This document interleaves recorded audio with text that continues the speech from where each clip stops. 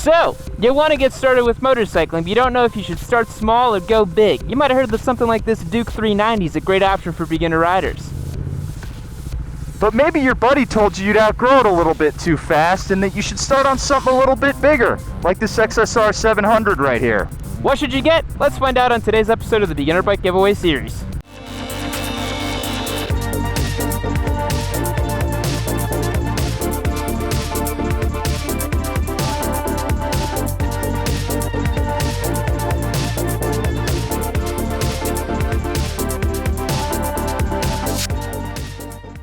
So let's start out today's episode with this, my number one pick for the beginner bike class, and this little ripper of a bike, the Duke 390. The KTM Duke 390 is a small displacement naked motorcycle, meaning it doesn't have all those plastic fairings like your uncle's R6. It's powered by a punchy 373cc single-cylinder engine making about 42 horsepower. While that might not sound like a lot, the KTM comes in at a featherweight, 340 pounds ready to ride, with the TFT display, backlit controls, and a supermoto mode that allows you to disengage the rear ABS on the fly for some rear wheel skids. There's no shortage to the amount of fun and features on this bike. The Duke is competitively priced and affordable for most folks at $5,499 on a dealership floor. So why would you get a motorcycle like this? Well, it's small, lightweight, nimble, and has a pokey single-cylinder engine, which makes it super fun. You can use it for weekend canyon carving, you can use it for daily commuting kind of stuff, and it really is the gold standard to introduce people into the sport of motorcycling. Even for me, someone who has an 803cc Desert Sled as his daily ride and a race-prepped 675R, I come back time and time again to these little bikes because they're just so fun to ride. In fact, I've got a track-prepped RC390 that I use as a training tool to get better on my bigger bike. So I really think these work super well if you're into the sport of riding and you want to get started. Oh boy, the gold standard, huh? Well, I started out on a 750, and if I was going to do it all over again, I'd think about starting on this XSR right here. The Yamaha XSR is not, as we first thought, just an FZ07 in a suit, but it's its own animal. Not unlike the Duke, it's a naked bike, but it's got a 689cc parallel twin that makes 74 horsepower. Since it's a bigger bike, it's a lot heavier at 410 pounds in stock trim, but I have a sneaking suspicion with these mods we've done to it, it's sitting closer to about 390 pounds. The best part about the XSR is that it has all these retro cafe looks without the headache of owning an old UJM. Unfortunately, the dash isn't nearly as modern as the rest of the bike, sporting a basic backlit screen that wouldn't be out of place on those calculators you had in grade school. But who cares, right? You're looking at the road and the scenery, not the dash, and this bike is great to do that with. You'll have to pay $84.99 for the pleasure, but this is a bike that you'll be hanging on to for years to come. So that all sounds great for your first bike, right? Well, truth be told, it is a little bit fast. I mean, this bike can really boogie. Watch this. But you know what? If you ride it responsibly, you'll do just fine. The only thing that you absolutely have to do to this motorcycle is put an exhaust on it. I mean, listen to this.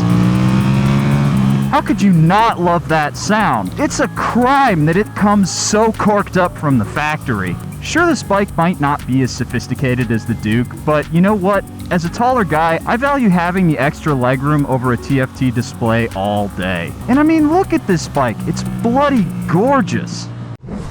Alright, Spite, so we just swapped off here really quick so I could see what the hubbub was all about the 650 class. And I gotta say, even as a guy who's a little bit smaller than you, this bike feels really manageable and pretty light in the saddle, but I'm sure that KTM feels even smaller, huh? Yeah, no, this KTM, for being as small as it is, I still fit on it really, really well. You know, it's an actually kind of comfortable place to sit once you get past the fact that the seat is kind of made out of plywood. Yeah, it is a little uncomfortable to spend a long day in the saddle on that thing. A big thing I'm noticing, obviously, is that huge bump up in torque on this motorcycle. And I can see how, you know, in a less experienced set of hands, this thing might get out from underneath you for sure. Oh, totally. So in terms of ergonomics, how do you feel sitting on that bike? So obviously this bike is a little bit small, but you know what? I'm pretty comfortable sitting on it. The pegs are higher and further back than on the XSR. It was immediately noticeable. But as a bigger guy, once you get past how uncomfortable the seat is, it's like sitting on a piece of plywood. it's a perfectly fine place to sit. Yeah, I think, even though the XSR 700 is a pretty thoroughbred sport bike derived from the FZ07, it still feels like a really nice, comfortable cruiser position to sit on. This is a bike you can get along with all day long in the saddle and have a ton of fun riding it around. And I think the points for both of them that I'd like to add is they will both happily power wheelie in first gear. So if you're trying to be a little bit of a hooligan with your motorcycle, rest assured both of these bikes can very much get it. Absolutely. I think one of the most divisive things between these two bikes is the looks. This KTM is a very aggressive looking motorcycle for being just a baby 390. It's got all of the looks of the Big Duke plus this TFT display. I would actually say that this is a polarizing motorcycle. I think that XSR is a much more classic look. Absolutely. This bike, it's pretty difficult to find someone who won't get along with the looks on this bike. I find it to be pretty unpolarizing, I guess is the right word. The Baby Duke is definitely one of those things where you got to really commit to it and, get into having a loud orange motorcycle as your first. But some people have the personality to back it up, Mm-hmm. Alrighty, guys, with that, we're now going to head back to the shop and wrap up our thoughts on 650 versus 300 for beginners. Let's do it. Alrighty, Spike, well, that was a fun day of riding with these two little rippers of a bike. So what do you think about this one over here? Well, like I said on camera, I think it's a great bike. It is a little bit heavier and it does require a more steady throttle hand, a little bit more judicious application of that throttle, because that 74 horsepower will yank you down the road basically from idle. Mm-hmm. So even for you as a bigger guy, right on that bike, you feel it really pulls. Like I've had this bike get away from me a couple of times, just being like, whoa, okay, we're going now. Yeah. So, you really do have to, you just need to temper your throttle hand a little bit more. And it doesn't respond well to just like cracking it open, because it'll just lift that front wheel up like nobody's business. Yeah, first and second gear power wheelies on this thing, no problem. But, even though the Duke is down on power, I think you shouldn't approach it at a place where like, oh, it's not going to be as fun. Both of these bikes are really fun to ride. Even for us as pretty experienced motorcyclists, I don't mind taking the keys to this one or to that one. I'm going to have just as much fun on both of them. And a point I wanted to make as well, I think a lot of people think about for the bigger bikes versus the little bikes is highway, because especially here in America, you're commuting on a big highway going 75, 80 miles per hour. I don't have any problem on this thing. Did you?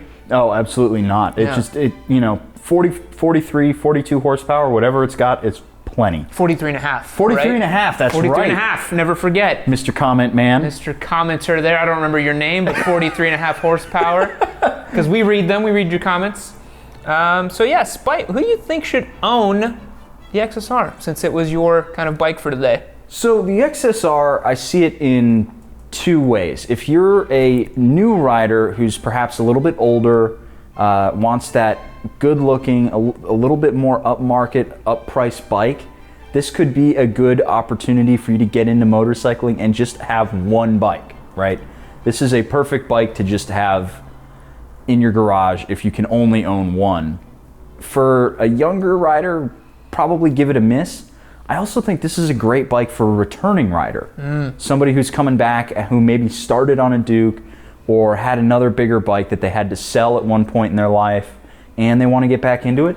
This is a great bike to get as a returning rider. Yeah. So who do you think should own our little Duke here? So I think the Duke fits really well for someone who's maybe like 19 to 20 years old. They got a little bit of that hooligan spirit in them, but they don't want something that they're going to get in way over their heads. This bike will provide you so many miles per gallon as you learn how to clutch up little wheelies with it. You can slide the rear wheel around with supermoto mode. I imagine if I was like 19 or 20, this would probably be the bike I would get because it's so loud and aggressive and fun. So if that's your kind of personality, I think this would be a great motorcycle. And it's also just a great bike for anyone to just learn how to ride with. I think if you are getting into the sport, but you're a little bit unsure, maybe you're a little cautious, you really can't go wrong with this thing. It's going to teach you everything you need to learn about it in a very low stakes kind of way. But don't be fooled, this thing still will power wheelie in first gear with all of its mighty 42 horsepower as well. So I think no matter which bike you go with, whether you're going to go for a punchy 650cc parallel twin or a fun little single cylinder like this, most motorcycles, if not all of them, are pretty fun. I have not found a motorcycle that I've been on that I'm like, this just sucks, you know?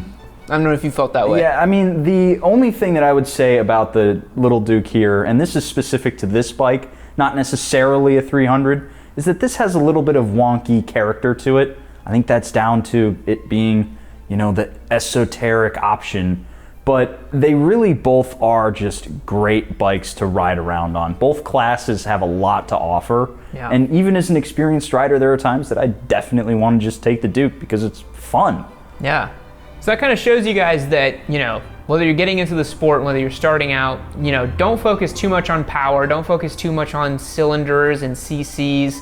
I think the number one thing you can do is definitely don't start on like a 600 or an R1 or something like that. I think that'd be a little bit too much power, but there's plenty of fun and torque and power and horsepower and all kinds of stuff to be found on these two bikes. So I hope you enjoyed this video today of kind of going over the differences between starting off on a 300 versus a 650. Hope we did a good job. Leave a comment down below if you want us to cover something else about these motorcycles. And remember, we're actually giving these things away, so hit the link down below and learn more about that. We'll catch you all in the next one. See you later. You give your goodbye. Goodbye. Bye-bye.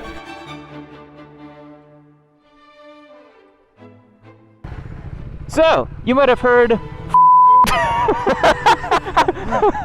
Damn Great it. start. Yeah. But maybe you heard that you'd outgrow it too fast and that you should start something. God damn it. That's the name of the episode. Forgot the rest of my line here. Now I gotta pull over because I don't know what the my next line is. And this is still plenty to play with and have a good time. I think I just heard my camera die. Yep, it stopped recording. Oh my god. Yeah, I think that, what do I think? What am I trying to say? So, yeah. That was an awkward ending. So, yeah, cut to black. So, yeah, that's it.